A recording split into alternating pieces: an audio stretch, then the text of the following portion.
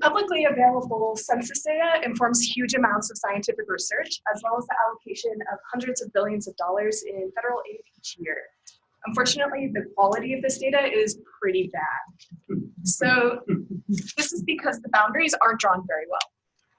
So the census has been using the same system for dividing up the country into small areas for the past 100 years, which means the boundaries are really simple and really consistent over time, but they don't actually fit the data very well at all. It's sort of like the census is unintentionally gerrymandering and obscuring socioeconomic differences in the populations. Part of this is that the smallest unit of aggregation available to the public are blocks. This means that streets are split right down the middle and you're grouped with someone on the other side of the block as you, rather than your neighbor directly across the street, which doesn't quite make sense. We know that streets are important. So there's a lot of empirical evidence that suggests that things like racial compositions of different neighborhoods really closely follows residential streets. So what if we could start from scratch and we had a magical map of all the households in the United States, and we knew the demographic characteristics of everyone living in those households?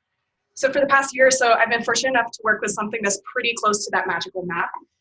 It's been housed in a restricted data center on campus in the Institute of Behavioral Science. So the really cool thing about this is that I'm able to create something that's basically point-level demographic data. And with point-level data, you can play around and do different aggregations than what's currently available to the public.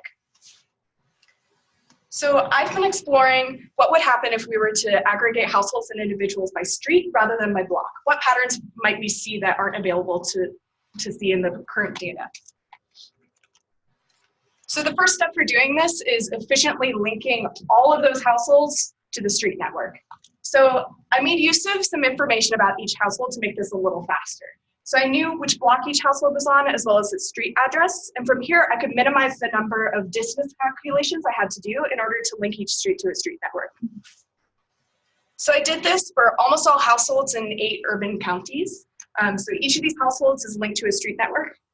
And then after that, I was able to link households with responses to the 2000 decennial census. So I was interested in variables about individuals, such as age and race, as well as household level variables, such as family size and structure, and then whether the house was owned, rented, or vacant. So from here, I'm able to explore the difference between block level aggregations and street level aggregations. So this is a really simple example. Both the block on the left and the right have about 35% red dots. So based on the data that's available both to the public and to the government, these blocks are identical. But if you're to look at the street level aggregations in these cases, the block on the left has either 100% red dots or 0%, which is a pretty big difference. So these sorts of comparisons are really good evidence of when there's street level patterns, but they aren't quite enough. I wanted to make sure that what I was seeing were real patterns, not just a random fluke. So if we were to think through what would happen if streets didn't actually matter, if I knew which block a person lived, someone lived on, if I knew pretty much everything I needed to know to predict their demographic characteristics, I could take all the people living on a block, take them out of their houses, and randomly reassign them to live in someone else's house on the same block, and you would get basically the same aggregate data. So if this were the case, if like within blocks people are distributed randomly, how likely is it that I would see something like the image on the left? As it turns out, it's really unlikely. So for almost all of my variables and all 8 counties, the difference between those street level aggregations and the block level aggregations were so large that it was virtually impossible to see them by random chance.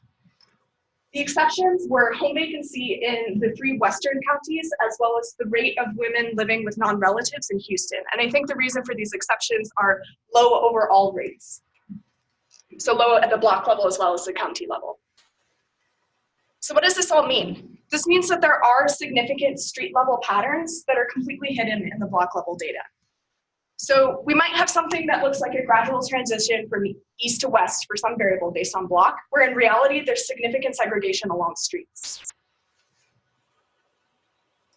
Unfortunately, we can't just abandon blocks entirely and immediately switch to a street-based system of aggregation. There's a lot more steps to take between now and then. But this research is really important because it establishes that yes, streets are important, and no, our block level system doesn't sufficiently capture patterns in urban space. So it's a really motivating step towards taking these future research steps. And that's about it.